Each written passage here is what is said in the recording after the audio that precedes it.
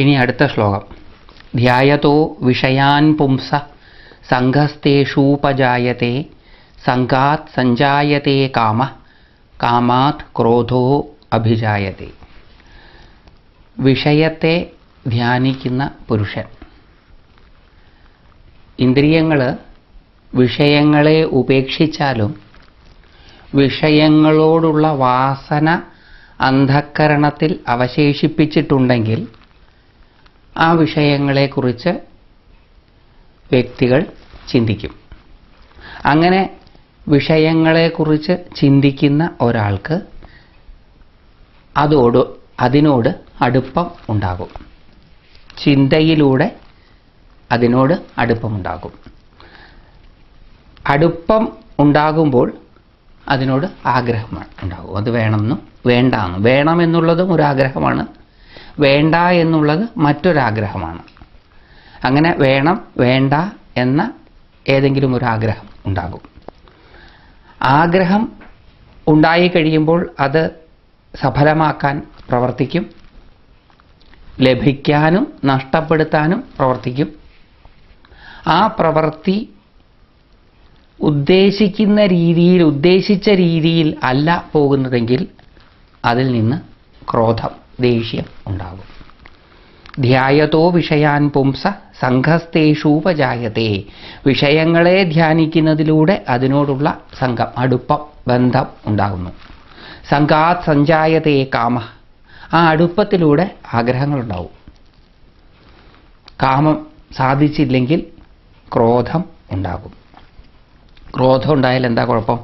ക്രോധാത് ഭവതി സമ്മോഹ, സമ്മോഹാത് സ്മൃതി വിഭ്രമ, സ്മൃതിഭ്രംശാത് ബുദ്ധിനാശോ, ബുദ്ധിനാശാത് പ്രണശ്യതി. ക്രോധാത് ഭവതി സമ്മോഹ. ക്രോധം ഉണ്ടാകുമ്പോൾ മോഹം ഉണ്ടാകുന്നു, ഭ്രമം ഉണ്ടാകുന്നു. അതാണോ ഇതാണോ എന്നൊക്കെയുള്ള ചിന്തകൾ ഉണ്ടാകുന്നു. അങ്ങനെയുള്ള മോഹം, ഭ്രമം ഉണ്ടായാൽ സ്മൃതി വിഭ്രമം ഉണ്ടാകുന്നു. സ്മൃതി വിഭ്രമം എന്ന് പറയുന്നത് വസ്തുതകളെക്കുറിച്ചുള്ള യാഥാർത്ഥ്യ ബോധത്തിൻ്റെ ഇല്ലാതാവൽ. വസ്തുതകളെക്കുറിച്ചിട്ടുള്ള യാഥാർത്ഥ്യബോധം എന്താണ്? എല്ലാം ഒന്നിൻ്റെ തന്നെ വകഭേദങ്ങളാണ് എന്നുള്ളതാണ്. അത് മറന്നുപോകുന്നു. ഇത് എന്നിൽ നിന്ന് വിഭിന്നമായതുകൊണ്ട് എനിക്ക് കിട്ടേണ്ടതാണ്, ഇത് എന്നോട് ചേർന്നതല്ല എന്നുള്ളതുകൊണ്ട് ഒഴിവാക്കേണ്ടതാണ് എന്ന ചിന്ത ഉണ്ടാകുന്നു. അങ്ങനത്തെ ചിന്ത ഉണ്ടാകുമ്പോൾ യാഥാർത്ഥ്യത്തെ മറക്കുന്നു. സ്മൃതിഭ്രംശാത് ബുദ്ധിനാശോ. അങ്ങനെ എല്ലാം ഒന്നിൻ്റെ തന്നെ വകഭേദങ്ങളാണ് എന്നുള്ളത് മറക്കുമ്പോൾ ബുദ്ധിനാശം സംഭവിക്കുന്നു. ഏതാണ് ശരി, ഏതാണ് ശരിയല്ലാത്തത്, എന്താണ് യാഥാർത്ഥ്യം, എന്താണ് അയാഥാർത്ഥ്യം എന്നൊക്കെ ഉള്ളത് നഷ്ടപ്പെട്ടു പോകുന്നു. ബുദ്ധിനാശാത് പ്രണശ്യതി. ബോധമില്ലാതെയായാൽ നാശം ഉറപ്പാണ്. അപ്പോൾ ഒരാൾ നശിക്കാനിടയാക്കുന്നു എന്ത്?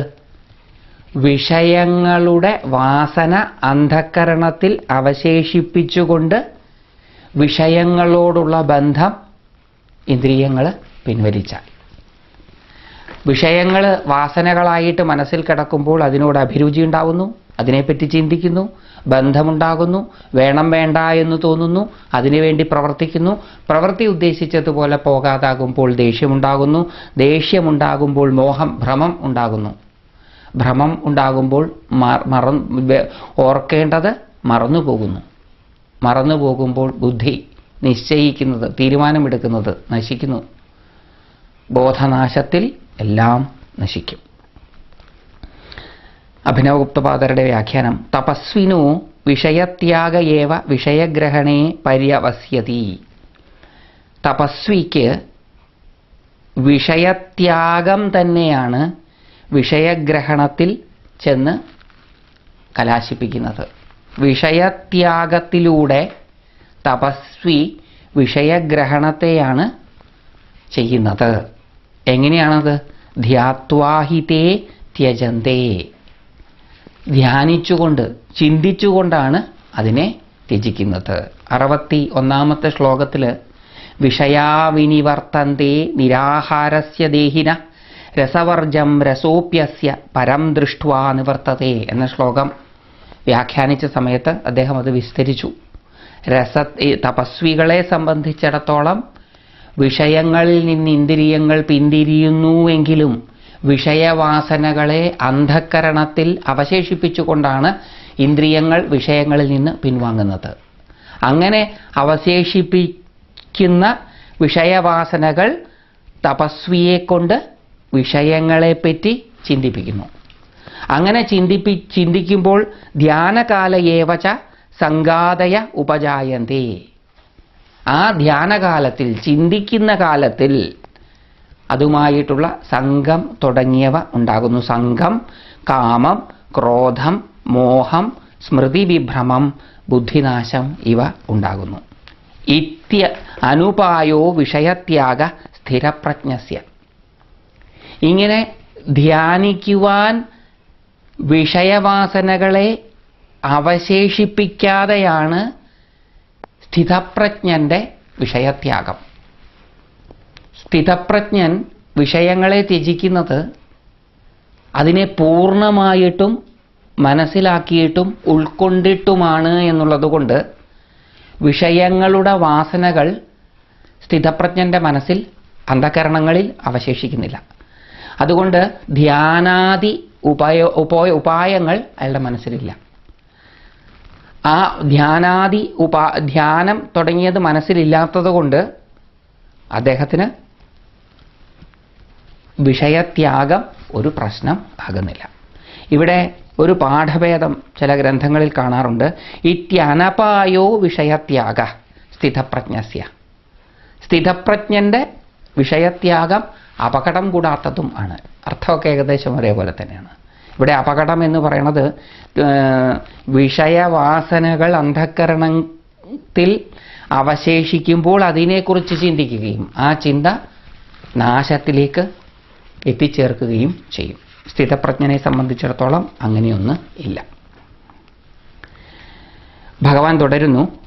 രാഗദ്വേഷ വിമുക്തൈസ്തു വിഷയാൻ ഇന്ദ്രിയൈശ്ചരൻ ആത്മവശ്യേർ വിധേയാത്മാ പ്രസാദം അധിഗച്ഛതി. പ്രചാരത്തിൽ ഉള്ളതിൽ ഒരല്പം വ്യത്യാസമുള്ളത് രാഗദ്വേഷ വിയുക്തൈസ്തു വിഷയാൻ ഇന്ദ്രിയൈശ്ചരൻ ആത്മവശ്യേർ വിധേയാത്മാ പ്രസാദം അധിഗച്ഛതി. വിയുക്തൈ എന്നാണ്, വിമുക്തൈ എന്നാണ് കാശ്മീര പാഠം. രാഗദ്വേഷ വിമുക്തൈസ്തു വിഷയാൻ ഇന്ദ്രിയൈശ്ചരൻ ആത്മവശ്യേർ വിധേയാത്മാ പ്രസാദം അധിഗച്ഛതി. സ്വന്തം ആത്മബോധത്തിൽ അവസ്ഥിതൻ ആയവൻ, ആത്മബോധത്തെ വശത്താക്കിയ ഒരാൾ, രാഗദ്വേഷങ്ങളിൽ നിന്ന് വിമുക്തനായവൻ, ഇന്നതൊക്കെ വേണമെന്നും ഇന്നതൊന്നും വേണ്ട എന്നും ചിന്തിക്കാത്തവൻ, അങ്ങനെയുള്ള ഒരാൾ, അയാളുടെ മനസ്സിനെ നിയന്ത്രിച്ചവൻ ആയിട്ടുള്ളവൻ, മനസ്സിനെ ശ്രദ്ധയോടുകൂടി പ്രവർത്തിക്കാൻ അനുവദിക്കുന്നതാണ് നിയന്ത്രണം. അങ്ങനെ നിയന്ത്രിച്ചിട്ടുള്ള ഒരാൾ ഇന്ദ്രിയ വിഷയങ്ങളെ അനുഭവിക്കുന്നുണ്ടെങ്കിലും പ്രസാദമധിഗച്ഛതി, ശാന്തതയെ, സമാധാനത്തെ പ്രാപിക്കുന്നു. വിഷയങ്ങളെ അനുഭവിക്കാതിരിക്കുക എന്നതിലൂടെയല്ല ശാന്തത അനുഭവിക്കുന്നത്. വിഷയങ്ങളെ അനുഭവിച്ചാലും ആ അനുഭവിക്കുന്നയാളുടെ ആത്മബോധം തനിക്ക് വശം ആണെങ്കിൽ, അതായത് എപ്പോഴും ആത്മബോധത്തോടു കൂടിയവനാണെങ്കിൽ, അങ്ങനെയുള്ള ഒരാൾക്ക്, എപ്പോഴും ആത്മബോധത്തോടു കൂടിയവനായ മനസ്സിനെ നിയന്ത്രണ വിധേയമാക്കിയിട്ടുള്ള ഒരാൾക്ക് രാഗദ്വേഷങ്ങളിൽ നിന്ന് മുക്തി കിട്ടിയിട്ടുണ്ടാകും. അയാൾക്ക് ഇന്നതൊക്കെ വേണമെന്നും ഇന്നതൊന്നും വേണ്ട എന്നും തോന്നില്ല. വരുന്നതിനെയൊക്കെ സ്വീകരിക്കും, പോകുന്നതിനെയൊക്കെ പോകാൻ അനുവദിക്കും. കാരണം വരുന്നതും പരമമായതിൻ്റെ പലതിൽ ചിലതാണ്, പോകുന്നതും പരമമായതിൽ തന്നെ പെട്ടതാണ്. അപ്പോൾ അതുകൊണ്ട് ഒന്നും വരുന്നുമില്ല, ഒന്നും പോകുന്നുമില്ല. അതുകൊണ്ട് ആ ആള് രാഗദ്വേഷങ്ങളിൽ നിന്ന് വിമുക്തനായിരിക്കും. അങ്ങനെയുള്ള ഒരാൾ, രാഗദ്വേഷങ്ങളിൽ നിന്ന് വിമുക്തനായവനും മനസ്സിനെ നിയന്ത്രിച്ചവനും ആത്മബോധനിഷ്ഠാവാനുമായ ഒരാൾ ഇന്ദ്രിയങ്ങളെ കൊണ്ട് വിഷയങ്ങളിലൂടെ സഞ്ചരിച്ചാലും, അതായത് അയാളുടെ ഇന്ദ്രിയങ്ങൾ വിഷയങ്ങളുമായിട്ട് ബന്ധപ്പെട്ടാലും അയാൾ ശാന്തിയെ പ്രാപിക്കുന്നു. ഇവിടെ വിഷയങ്ങളല്ല വാസ്തവത്തിൽ ഭ്രമിപ്പിക്കുന്നത് എന്നും കൂടി ഭഗവാൻ സൂചിപ്പിക്കുകയാണ്. വിഷയങ്ങളിൽ നിന്ന് ഇന്ദ്രിയങ്ങളെ പിൻവലിച്ചതുകൊണ്ട് മാത്രം ഒരാൾക്ക് ശാന്തിയെ ലഭിക്കുകയില്ല. ശാന്തിയെ ലഭിക്കേണ്ടതിന് വിഷയങ്ങളിൽ നിന്ന് ഇന്ദ്രിയങ്ങളെ പിന്തിരിപ്പിക്കേണ്ടുന്ന ആവശ്യവും ഇല്ല. അതായത് വിഷയത്യാഗത്തിൻ്റെ ആവശ്യമില്ല. മറിച്ച് വേണ്ടതെന്താണ്? തൻ്റെ മനസ്സ് തനിക്ക് സ്വാധീനമായിരിക്കണം. താൻ ആത്മബോധത്തിൽ നിലയുറപ്പിച്ചവൻ ആയിരിക്കണം. രാഗദ്വേഷങ്ങളിൽ നിന്ന് വിമുക്തനായിരിക്കണം. ഇങ്ങനെയുള്ള ഒരാളുടെ ഇന്ദ്രിയങ്ങൾ വിഷയങ്ങളുമായിട്ട് ബന്ധപ്പെട്ടാലും വലിയ കുഴപ്പമൊന്നുമില്ല. അല്ലെങ്കിൽ ഇങ്ങനെയല്ല ആള് എന്ന് വിചാരിക്കുക. അയാൾ ആത്മബോധനിഷ്ഠ ഉള്ളവനല്ല, തൻ്റെ മനസ്സിനെ ശ്രദ്ധയോടുകൂടി നിയന്ത്രിക്കുന്നവനല്ല, രാഗദ്വേഷങ്ങളിൽ നിന്ന് വിമുക്തനും അല്ല എങ്കിൽ ഇന്ദ്രിയങ്ങൾ വിഷയങ്ങളെ ത്യജിച്ചു എന്നുള്ളത് കൊണ്ട് പ്രത്യേകിച്ച് കാര്യമൊന്നുമില്ല. അയാൾക്ക് ശാന്തിയെ ലഭിക്കുകയില്ല.